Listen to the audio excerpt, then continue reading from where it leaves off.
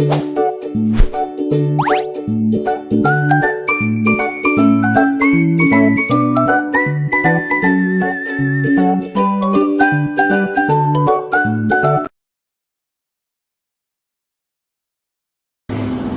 Assalamualaikum warahmatullahi wabarakatuh.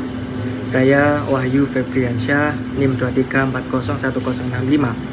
Di sini saya akan membahas analisis strategi PT Toba Blok Lestari yang berdasarkan isu terkini yang sedang ramai diperbincangkan. Nah, saya akan mengkaji dari analisis eksternal, internal, sampai rekomendasi strategi lainnya.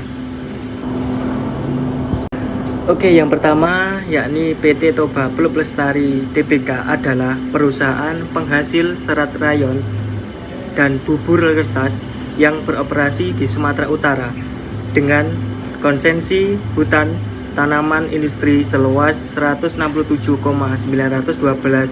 hektar.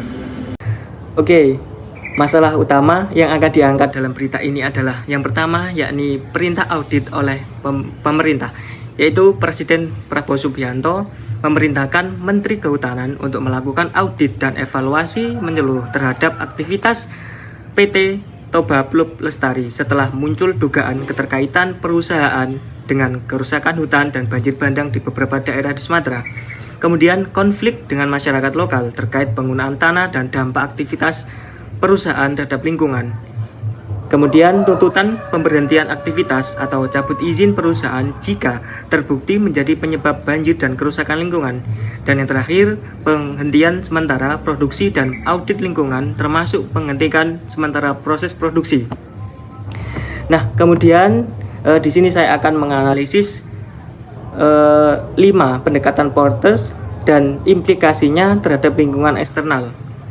Yang pertama, ancaman pendatang baru, yaitu industri pulp dan kertas memerlukan investasi besar, izin lingkungan, serta konsensi lahan yang sulit diperoleh dan akibatnya ancaman rendah.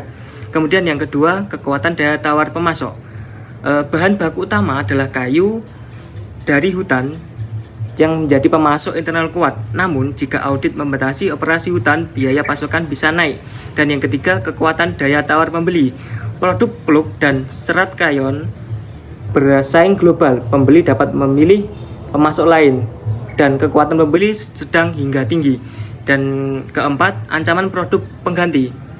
Ada alternatif produk serat dan bahan baku non kayu, misalnya daur ulang sintetis.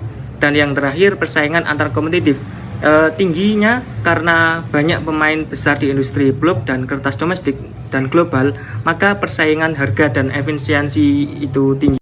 Oke, selanjutnya analisis sumber daya dan kapabilitas menggunakan RBF dan FRIN. Konsensi lahan yang besar dan infrastruktur yang mapan memberikan PT Toba Blok Lestari ini keunggulan yang kompetitif dan potensial. Namun, risiko sosial dan lingkungan yang tinggi dapat melemahkan kapabilitas itu jika tidak dikelola secara berkelanjutan. Kemudian, analisis strategi korporasi dan strategi bisnis yang paling rasional. Yang pertama, strategi korporasi dengan cara mengembangkan variasi produk ke arah blok daur ulang atau material yang lebih ramah lingkungan. Yang kedua, dengan mengalokasikan investasi pada teknologi hijau demi mendongkrak efisiensi pengelolaan lingkungan. Kemudian, strategi bisnis dengan cara mengejar sertifikasi internasional agar nilai jual produk di pasar lebih kompetitif. Yang kedua, dengan memperketat integrasi antara praktik penanaman kembali hutan dengan pengelolaan daerah aliran sungai. Nah, selanjutnya yakni analisis trade-off strategies atau kondisi di mana perusahaan harus memilih suatu hal dan mengorbankan hal lainnya demi mendapatkan keunggulan yang konsisten. Yang pertama, di satu sisi perlu investasi besar untuk teknologi hijau, namun di sisi lain harus menjaga efisiensi biaya tetap masuk.